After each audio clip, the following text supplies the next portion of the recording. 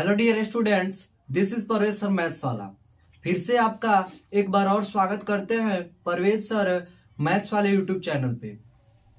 बहुत दिनों से वीडियो, लगभग 4-5 दिनों से वीडियो आना बंद था, लेकिन हम लोग फिर एक बार और नए टॉपिक को लेकर आ चुके हैं। जो नए टॉपिक से आप लोगों को जो एग्जाम होने वाला है 2023 में, उसमें आप लोगों को मार्क्स गेन करने में बहुत सहूलियत मिलेगी। आज का जो टॉपिक है वो टॉपिक है वेक्टर अलजेब्रा, जिसको हिंदी में हम लोग सदिश बीजगणित कहते हैं, जिसके बारे में हम लोगों को क्या करना है, पढ़ना है। अब सबसे पहले बात आती है कि यह चैप्टर रिलेट कैसे करता है, किस चीज से रिलेट करता है और आता कहां से है। तो वेक्टर कहने का मतलब और अलजेब्रा कहने का मतलब, अलजेब्रा मतलब तो आपको जानते हैं, मतलब बीजगणित, यानी बीजगणित में एक्स और वाई के एक्स वाई जेड 1 2 3 4 5 को मिलाकर अगर बात की जाए तो उसी को क्या बोलेंगे, अलजेब्रा बोलेंगे।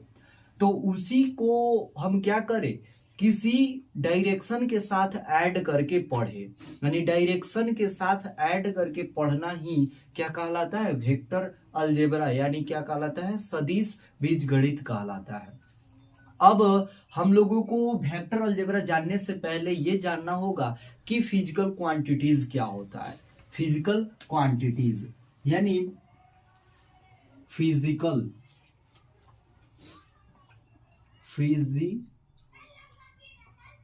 क्वांटिटीज जिसको हम लोग भौतिक राशियां बोलते हैं। क्या बोलते हैं, भौतिक राशियां, यानी जितने भी हमारे आसपास, जैसे स्पीड हो गया जिसको हिंदी में चाल कहते हैं, उसके अलावा जैसे वेग हो गया, त्वरण एक्सेलरेशन हो गया, उसके बाद में डिस्प्लेसमेंट हो गया, डिस्टेंस हो गया, ये सब चीजों को जो मापा जाता है उसी को हम लोग क्या बोलते हैं, फिजिकल क्वांटिटीज बोलते हैं। क्या बोलते हैं, फिजिकल क्वांटिटीज। फिजिकल क्वांटिटीज में क्या आ सकता है, जैसे डिस्प्लेसमेंट,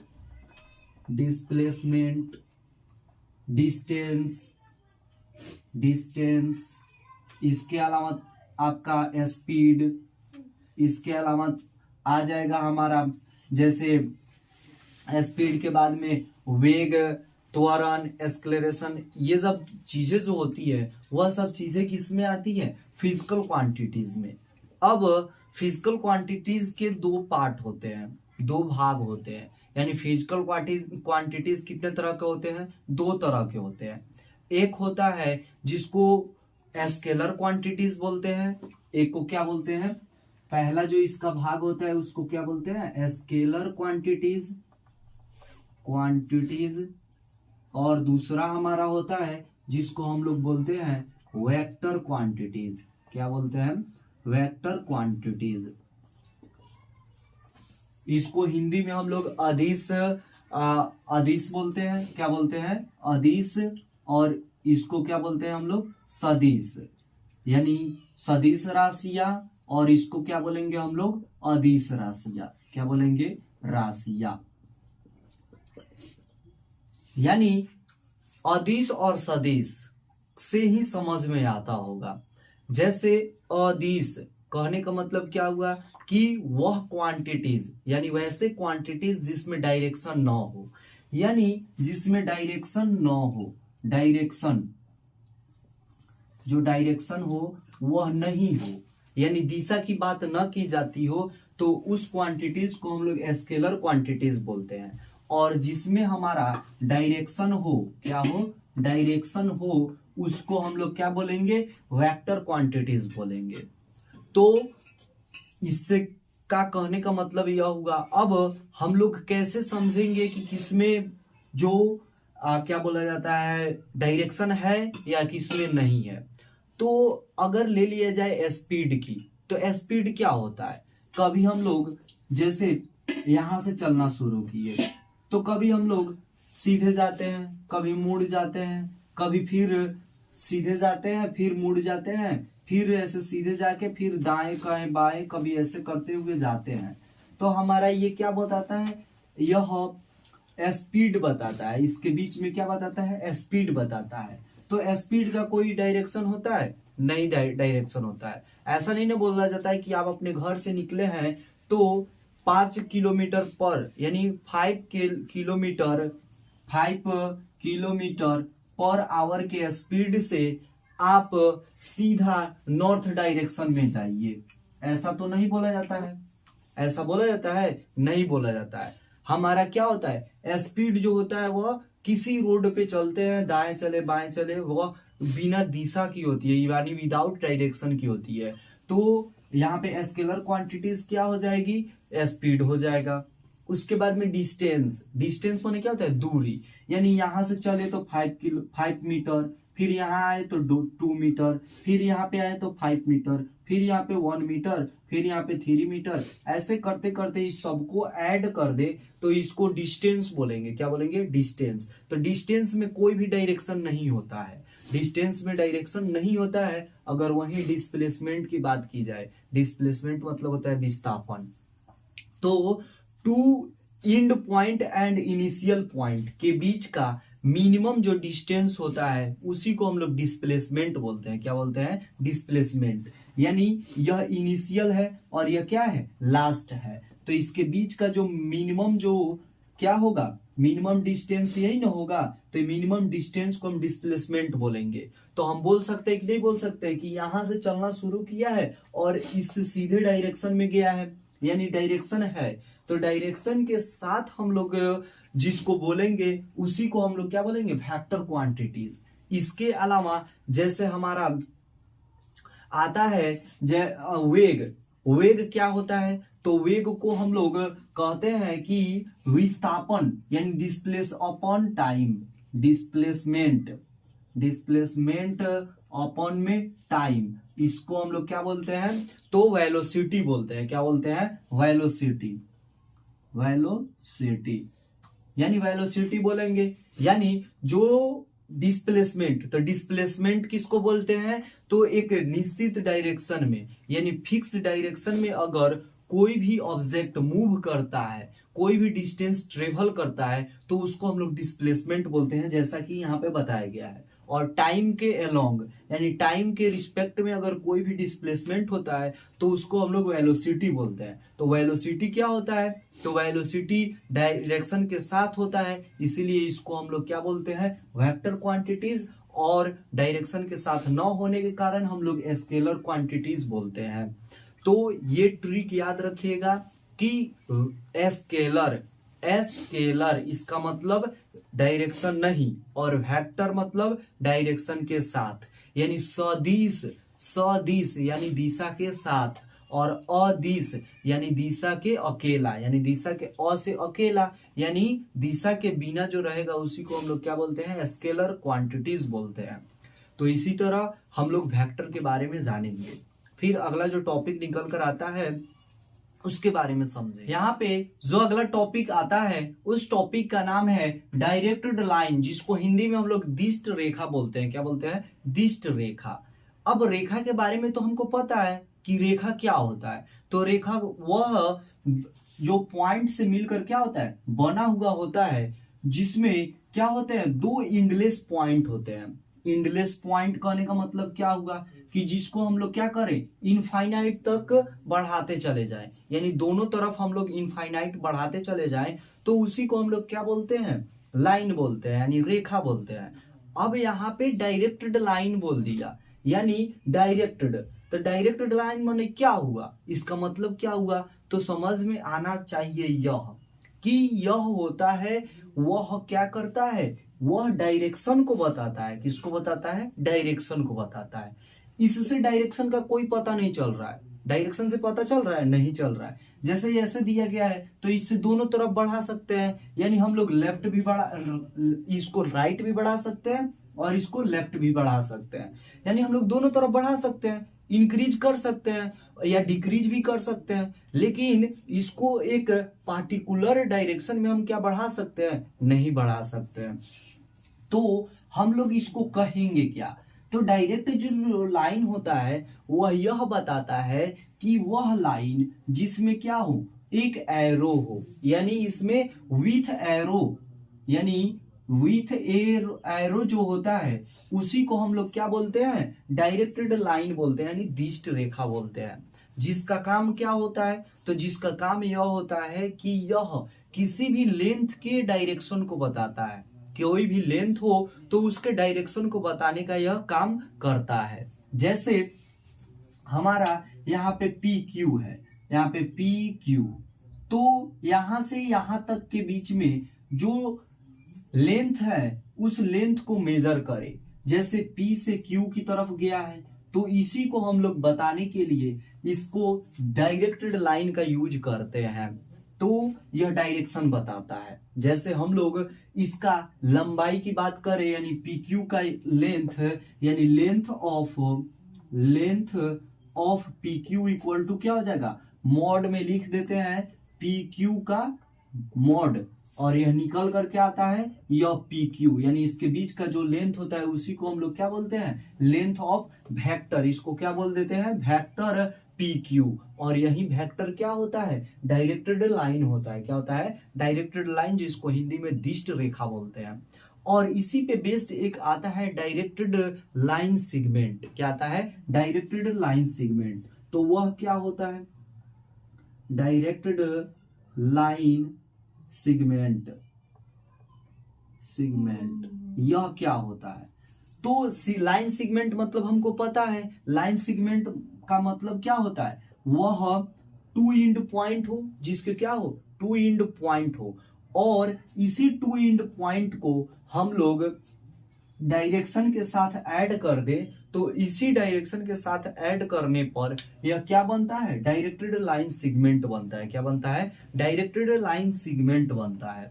जैसे अगर यहाँ पे A लिख दिया जाए और B लिख दिया जाए, तो यहाँ पे A को हम लोग क्या कहेंगे, इनिशियल पॉइंट बोलेंगे। क्या बोलेंगे, इनिशियल पॉइंट, यानी प्रारंभिक बिंदु। क्या बोलेंगे, प्रारंभिक बिंदु बोलेंगे। इसके अलावा यह क्या हो रहा है, लास्ट हो रहा है, यह तो लाइन नहीं है, लाइन सेगमेंट है, इसीलिए यहाँ पे क्या होता है, एंड पॉइंट होता है, यानी इसको हम लोग क्या बोलते हैं, एंड पॉइंट बोलेंगे। क्या बोलेंगे, एंड पॉइंट, जिसको हिंदी में हम लोग क्या बोलेंगे, अंतिम बिंदु। क्या बोलेंगे, अंतिम बिंदु। और यह डायरेक्शन के साथ ऐड है, तो इसी को हम लोग क्या बोलेंगे, डायरेक्टेड लाइन सेगमेंट बोलेंगे। तो इस तरह हम लोग क्या कर सकते हैं, यहाँ पे एक तरफ एरो हो तो उसको हम लोग क्या बोलेंगे, डायरेक्टेड लाइन बोलेंगे, और उसको वेक्टर भी बोल सकते हैं। और वेक्टर को कैसे रिप्रेजेंट करते हैं, तो किसी भी जो अलजेब्रा होता है, अलजेब्रा के ऊपर एरो देकर हम लोग क्या करते हैं, वेक्टर को रिप्रेजेंट करते हैं। और लाइन सेगमेंट जो होता है, यह लाइन सेगमेंट को अगर डायरेक्शन के साथ ऐड कर दिया जाए, तो उसी को हम लोग क्या बोलते हैं, डायरेक्टेड लाइन सेगमेंट बोलते हैं। तो इसमें कोई इंफॉर्मेशन वाला अगर बात हो तो उसको आप नोट डाउन कर सकते हैं। अब डायरेक्टेड लाइन सेगमेंट पर ही एक आता है, उस टॉपिक का नाम है support of directed line segment. यानी अगला जो टॉपिक है उस टॉपिक को हम लोग बोलते हैं सपोर्ट ऑफ, यानी support of directed line segment, यानी डायरेक्टेड लाइन सेगमेंट्स, यानी सपोर्ट। अब सपोर्ट मतलब क्या होता है, तो सपोर्ट मतलब हम क्या बोलते हैं, आधार बोलते हैं। क्या बोलते हैं, आधार बोलते हैं। तो आधार किसको बोलेंगे, तो आधार हम लोग जिस पर कोई भी डायरेक्टेड लाइन सेगमेंट क्या हो, रिप्रेजेंट किए गए हो, उसी को। अब डायरेक्ट लाइन सेगमेंट किसको बोलेंगे, तो यहाँ पे जैसे यहाँ पे क्या हो, कोई भी पॉइंट A और B हो, और वहां पे डायरेक्शन की बात की जा रही हो, और A और B किस क्या हो, लाइन सेगमेंट हो, यानी टू एंड पॉइंट हो, तो यहाँ पे A और B को, यानी AB क्या कहलाएगा, support of directed line segment कहलाएगा। यानी AB को हम लोग क्या बोलेंगे, support of directed line segment बोलेंगे। और एक आता है जिसको हम लोग सेंस बोलते हैं। क्या बोलते हैं, सेंस। यानी सेंस क्या होता है, सेंस, तो सेंस मतलब होता है वह जो यहाँ पे एंड पॉइंट और इनिशियल पॉइंट को हम लोग क्या बोलते हैं, sense of directed line segment बोलते हैं। क्या बोलते हैं, sense of directed line segment बोलते हैं।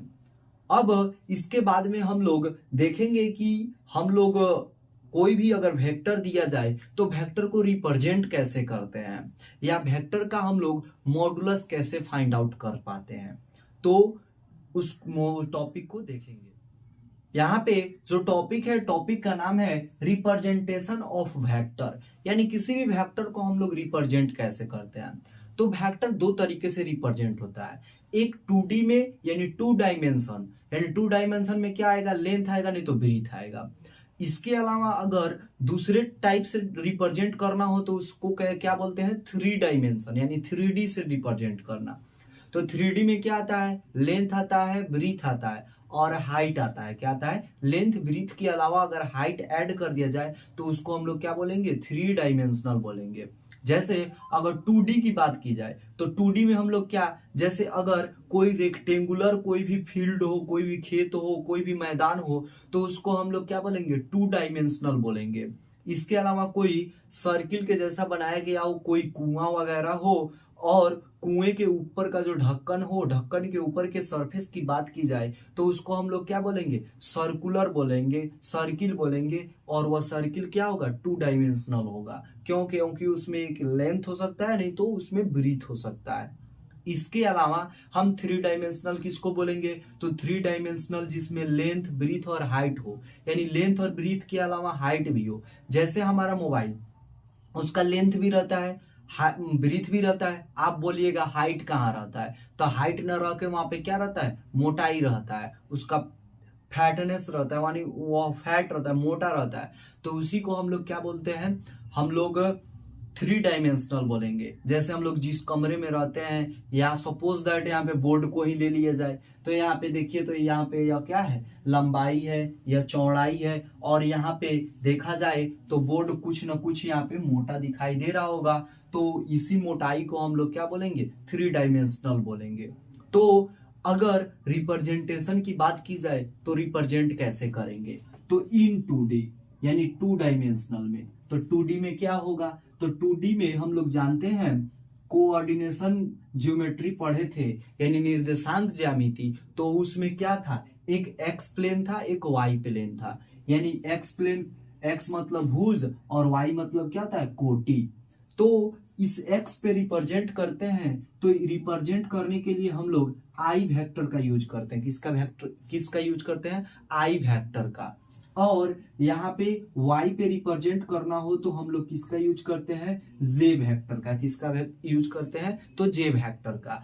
यानी हम लोग 2D में किससे रिप्रेजेंट करेंगे, आई वेक्टर और जे वेक्टर से। अगर बात की जाए वही 3 डायमेंशनल में, यानी 3 डायमेंशनल में, यानी इन 3D, तो 3D में हम लोग क्या देखते हैं, तो 3D में यहाँ पे लेंथ तो रहेगा, ब्रीथ तो रहेगा, लेकिन इसके अलावा क्या होता है, यहाँ पे ऊंचाई होता है, हाइट होता है। तो इसके लिए यहाँ पे एक और आ जाता है जिसको जेड प्लेन बोलते हैं। यह एक्स एक्सिस होता है, यह वाई एक्सिस होता है, और यह क्या होता है, जेड एक्सिस होता है। तो यहाँ पे हम लोग आई कैप का यूज करते हैं। इसको कैप मतलब मापांक बोला जाता है, आगे बताएंगे। और यहाँ पे जे होता है, क्या होता है, वेक्टर जे होता है, और यहाँ पे क्या होता है, वेक्टर के होता है। तो इस तरह हम लोग क्या करते हैं, आई, जे और के की मदद से हम लोग 2 डायमेंशनल या 3 डायमेंशनल में हम लोग वेक्टर को रिप्रेजेंट करते हैं। जैसे अगर कोई बोले कि 5i प्लस 6j, और यहाँ पे i को वेक्टर में न लिखकर कैप लिख दिया जाए, और तो इसको हम लोग कैसे रिप्रेजेंट करेंगे, अगर a कोई वेक्टर दे दिया जाए तो इसका मतलब 5i, यानी i पर कितने पॉइंट, 5, यानी 0 यहाँ पे होता है तो 1 2, यहाँ पे 3 4 और 5 मान के चलिए यहाँ पे, यानी i का वैल्यू यहाँ पे हो जाएगा, और यानी x एक्सिस पे i का वैल्यू और y एक्सिस पे मान के चलिए यहाँ पे 6 है। यानी जो वेक्टर होगा वह वेक्टर इन दोनों को मिलाने से यहाँ पे बनेगा, यानी यह वेक्टर ऐसा होगा। तो इसी को हम लोग क्या बोलते हैं, रिप्रेजेंटेशन ऑफ वेक्टर बोलते हैं। यानी वेक्टर को रिप्रेजेंट करने का 2 तरीका होता है। एक तरीका क्या है, तो 2 डायमेंशनल में, और एक तरीका क्या है, 3 डायमेंशनल में। अब इसके बाद में हम लोग कुछ वेक्टर के बारे में पढ़ेंगे, जो वेक्टर का यूज करना और समझना दोनों ही जरूरी होता है। टाइप्स ऑफ वेक्टर में जो पहला टाइप आता है उसको हम लोग इक्वल वेक्टर बोलते हैं। क्या बोलते हैं? Equal vector. यानी इक्वल वेक्टर के बारे में पढ़ेंगे, आखिर इक्वल वेक्टर होता क्या है। तो इक्वल वेक्टर को हम लोग क्या कहते हैं? बराबर सदिश बोलते हैं। क्या बोलते हैं? बराबर सदिश, यानी बराबर सदिश। यानी अगर बात की जाए तो इक्वालिटी की बात की गई है। इक्वालिटी, अब इक्वालिटी कैसे होगा? तो इक्वालिटी को समझने से पहले हम लोग एक चीज जो वेक्टर से बहुत इंपॉर्टेंट होता है वह टॉपिक है मैग्नीट्यूड। तो मैग्नीट्यूड मतलब होता क्या है? मैग्नीट्यूड, जिसको हिंदी में हम लोग क्या बोलते हैं? हिंदी में हम इसको परिणाम बोलते हैं। क्या बोलते हैं? परिमाण। जैसे परिमाण, अगर यानी मैग्नीट्यूड, जैसे अगर कोई भी लेंथ को मेजर करना हो तो यहां से और यहां के बीच में ए और बी, इसके बीच में कितना डिस्टेंस है, यानी कितना यूनिट इसका लेंथ है, जो बताता है उसी को हम लोग क्या बोलते हैं? मैग्नीट्यूड बोलते हैं। जैसे यहाँ पे 5 बोल दिया जाए, 5 सेंटीमीटर, तो इसका मैग्नीट्यूड कितना है? 5 सेंटीमीटर का मैग्नीट्यूड है। अगर वहीं इसके लेंथ को और इंक्रीज कर दिया जाए, बढ़ा दिया जाए, और इसको P और Q लिख दिया जाए, तो इसके बीच का जो डिस्टेंस अगर बढ़ गया, इसका मतलब यह क्या हो गया? 7 सेंटीमीटर हो गया। तो इसका मैग्नीट्यूड कितना होगा? 7 होगा। तो अगर 7 सेंटीमीटर होगा, इसका 5 सेंटीमीटर होगा, तो इसके मैग्नीट्यूड क्या दोनों इक्वल है? नहीं इक्वल है। यानी मैग्नीट्यूड को हम लोग मॉड में रिप्रेजेंट करते हैं। यानी अगर यह मान के चलिए ए बी वेक्टर हो और पी क्यू वेक्टर हो, जैसे, तो ए बी वेक्टर का अगर मैग्नीट्यूड बोला जा रहा है, इसका मतलब क्या है? उसका परिणाम। यानी हम लोग मैग्नीट्यूड की बात बोल रहे हैं। जैसे यहाँ पे क्या हो जाएगा? 5 सेंटीमीटर, 5 सेंटीमीटर, लेकिन यह क्या है? वेक्टर के साथ है। अगर यह मॉड के बाहर निकालते हैं, मॉड मतलब यहाँ यह नहीं होगा कि वह क्या हो कि प्लस या माइनस, ऐसा नहीं। यह जब मॉड लगा देते हैं, इसका मतलब होता है मैग्नीट्यूड, और मैग्नीट्यूड का मतलब यह होता है कि विदाउट डायरेक्शन। मैग्नीट्यूड मतलब क्या होता है? Without direction. यानी यह क्या हो जाएगा? 5 सेंटीमीटर। यानी इसका मैग्नीट्यूड कितना हो गया? 5 सेंटीमीटर हो गया। तो इक्वल वेक्टर किसको बोलेंगे? तो इक्वल वेक्टर उसको बोलेंगे जिसका दो वेक्टर का जो मैग्नीट्यूड हो वह बराबर हो। यानी मैग्नीट्यूड, यानी if magnitudes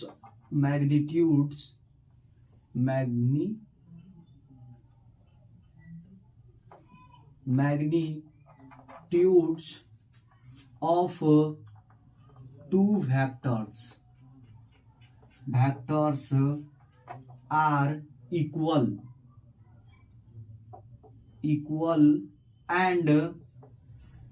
and direction is same, यानी direction is same, then vectors are called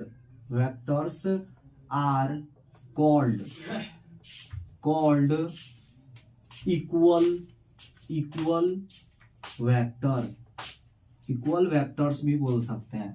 यानी जब दो वेक्टर एक ही डायरेक्शन में हो, क्या हो? एक ही डायरेक्शन में हो, और दोनों का मैग्नीट्यूड बराबर हो, यानी लेंथ उनका क्या हो? बराबर हो, इक्वल हो, तो उसी को हम लोग क्या बोलते हैं? इक्वल वेक्टर बोलेंगे। जैसे मान के चलिए कोई भी यहाँ पे लाइन है, जैसे ए और बी है, और इसका एंड पॉइंट दे दिया जाए, यानी लाइन सेगमेंट बोल दिया जाए, और यहाँ पे डायरेक्शन को ऐड कर दिया जाए, और यहाँ पे बिल्कुल इसी लेंथ का यहाँ पे P और Q ले लिया जाए, और इसको भी लेंथ के डायरेक्शन के साथ ऐड कर दिया जाए, और दोनों का जो लेंथ है वह 2 सेंटीमीटर दे दिया जाए। क्या कर दिया जाए? 2 सेंटीमीटर दे दिया जाए। यानी यह क्या हो जाएगा? इक्वल वेक्टर हो जाएगा। यानी 2 सेंटीमीटर किसके इक्वल है?